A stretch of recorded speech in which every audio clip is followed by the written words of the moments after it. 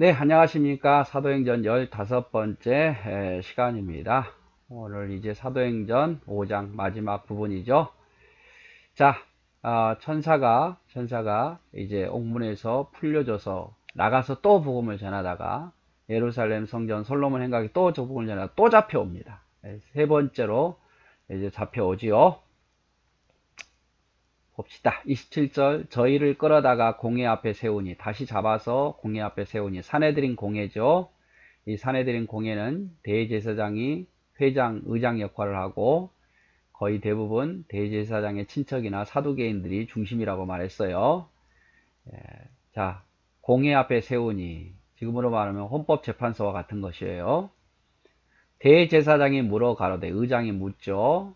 우리가 이 이름으로 사람을 가르치지 말라고 언금하였는데 너희가 너희 교를 예루살렘에 가득하게 하니 이 사람의 피를 우리에게 돌리고자 함이로다. 우리가 가르치지 말라고 했는데 왜 가르치냐 그 말이에요. 가르쳐서 예루살렘에 이걸 퍼지게 만드니까 너희가 죽고 싶으냐 이 말이죠. 죽고 싶으냐. 29절 베드로와 사도들이 대답하여 가로되 어떻게 대답합니까? 사람보다 하나님을 순종하는 것이 마땅하니라. 내가 너희에게 순종하는 것보다 하나님께 순종하는 것이 마땅하지 않느냐 이렇게 말하죠. 그러면서 여기서도 복음을 전합니다. 너희가 나무에 달아 죽인 예수를 십자가에 못 박혀 죽인 예수를 우리 조상의 하나님이 살리시고 이스라엘로 회개케 하여서 죄사함을 얻게 하시려고 그를 오른손으로 높이사 임금과 구주로 삼으셨다. 너희가 죽였는데 하나님이 살리시고 너희가 회개하여서 죄사함 받게 하시려고 그분을 높여주셨다 그 말이에요. 우리는 이 일의 증인이다. 우린 증인이고 하나님이 자기를 순종하는 자들에게도 주신 성령도 그러하다. 성령이 증인이고 우리가 증인이다 그 말이죠. 유대 지도자들이 원하는 것은 예수의 이름으로 가르치거나 전도하지 말라는 것이었어요. 너희 교로 이 백성의 안녕과 질서를 파괴하는 것이라고 주장합니다. 그리고 그들이 말한 것은 예수의 죽은 이 일을 우리 죄로 돌리고자 함이로다 라고 화가 난 거죠. 그래서 안녕과 질서를 복음 전하는 것은 파괴한다. 예수의 죽음의 죄를 우리에게 돌리고자 백성들에게 원망을 우리에게 돌리고자 너희가 꾀를 쓰는 것이다 이렇게 말한 겁니다. 사내들인 공회가 공의가 있어도 그러나 제자들은 사내들인 공회가 권위가 아무리 있어도 우리는 하나님의 말씀을 듣겠다. 하나님의 말씀을 듣겠다. 너희가 권위가 있고 우리를 죽일 수 있어도 우리는 너희 말을 듣기보다 하나님 말씀을 듣겠다 이렇게 말한 거죠. 하나님은 예수님을 살리시고 임금과 구주로 삼았기에 계속 증거하겠다. 하나님이 예수님을 살리셨고 임금과 구주로 삼았기에 우리는 이 일에 계속 앞으로도 증거할 것이다. 이렇게 말한 거죠.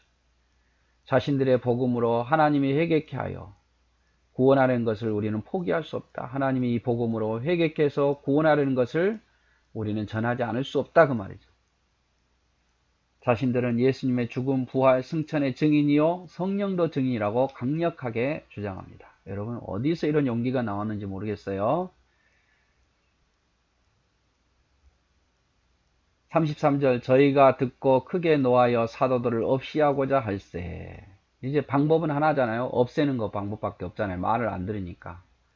그런데 바리새인 가말리엘은 교법사로 모든 백성에게 존경을 받는 자라 공회 중에 일어나 명하여 사도들을 잠깐 밖에 나가게 하고 말하되 이스라엘 사람들아 너희가 이 사람에게 대하여 어떻게 하라는 것을 조심하라. 이 가말리엘이라는 사람이 교법사인데 이래서는 안 되겠다 싶어서 사도들을 내보내고 함부로 이렇게 하려고 하지 말라. 죽이는 게 꼭 옳은 것은 아니다. 이렇게 말한 거죠. 그러면서 예를 듭니다. 36절 이전에 드다가 일어나 스스로 자랑하며 사람이 약 400명이나 따르더니 그가 죽임을 당하고 나니까 쫓던 사람들이 다 흩어져 없어졌다. 그 후에 호적할 때 갈릴리 유다가 일어나 백성을 깨워 쫓게 하다가 그도 망하니까 사람들이 다 흩어지더라. 이제 너희에게 말하노니 이 사람들을 상관하지 말고 두라. 이 사도들을 그냥 상관하지 말고 내버려 두라. 이 사상과 이 소행이 사람에게서 났으면 다 무너져 없어질 것이고 만일 하나님에게로 났으면 저희를 무너뜨릴 수 없고 도리어 하나님을 대적하는 자가 될까 하노라. 이렇게 이야기를 하죠. 아주 지혜로운 말을 합니다. 그러니까 내버려 두라 그 말이에요. 내버려 둬서 사람에게 왔으면 다 무너질 거고 하나님께로 왔으면 우리가 아무리 무너뜨려도 안 되고 우리는 하나님의 대적자가 될 뿐이다 이 말이죠. 사도들의 말을 듣고 유대인들은 회개하지 않고 오히려 격분하여 이것을 막는 방법은 죽이는 방법밖에 없다고 생각하고 이제 죽이려고 합니다. 이에 대해서 가말리엘은 내버려 두자라고 제안합니다. 하나님께서 왔으면 우리가 하나님을 대적하는 것이 될 것이지만 하나님에게서 이 일이 일어나지 않았으면 스스로 멸망하게 될 것이다 라고 말하죠. 자, 가말리엘은 율법을 해석하고 가르치는 자였고 당시 힐렐 학파의 대표적인 사람으로 바울의 스승이기도 합니다. 힐렐 학파의 대표적인 사람이 가말리엘이고 이 사람은 사울, 나중에 바울의 스승이었죠. 한때 드다, 갈릴리 유다는 역사적인 기록에는 없지만 로마에 대항하여 반란을 일으켜 잠시 백성에게 인기가 있었으나 죽자 다 흩어져 버렸다 그 말이죠. 저희가 옳게 여겨 사도들을 불러들여 채찍질하며 예수 이름으로 말하는 것을 금하고 놓으니. 자, 이제 처음에는 죽이려고 그랬죠. 말을 안 들으니까 죽이려고 그랬는데 가만히 생각해 보니까 가말리엘의 말이 옳아요. 그러니까 죽이지는 않고 채찍질을 합니다. 채찍질. 여러분, 우리가 채찍질 자로 몇 대 맞고 그런 거 아니에요. 종아리 맞고 가죽으로 된 채찍으로 맞는 거예요. 그거 맞으면 살갗이 피부가 찢어져요. 예수님도 그렇게 맞으셨잖아요. 그래서 온몸에 피가 흘리셨던 것처럼 그런 채찍을 맞습니다. 그러면서 채찍을 때리고 보내면서 예수 이름으로 말하는 것을 금하고 놓아줬다. 자, 그러나 사도들은 어때요? 41절 사도들은 그 이름을 위하여 능력받는 일에 합당한 자로 여기심을 기뻐하면서 공의 앞을 떠나니라.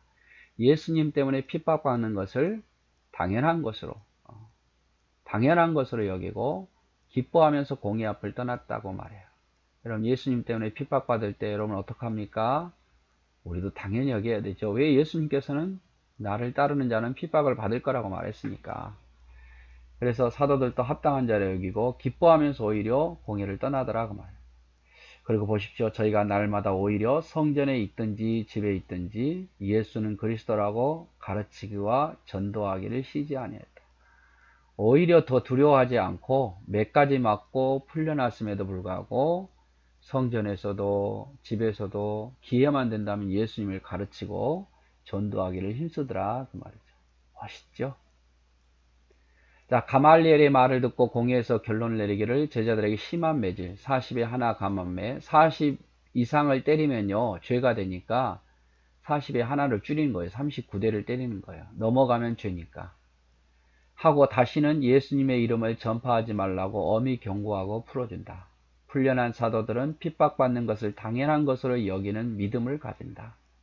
어디서든지 가르치기와 전도하기를 쉬지 않고 더욱 열심히 한다. 베드로전서 2장 20절 오직 선을 행함으로 고난받고 참으면 이는 하나님 앞에 아름다우니라. 선을 행하고 참고 견디면 이것이 하나님 앞에 아름답다. 고린도후서 4장 5절 우리가 우리를 전파하는 것이 아니요 오직 그리스도 예수의 주 되신 것과 또 예수를 위하여 우리가 너희 종된 것을 전파함이라. 우리는 우리를 전파하는 것이 아니라 예수 그리스도를 전파한다.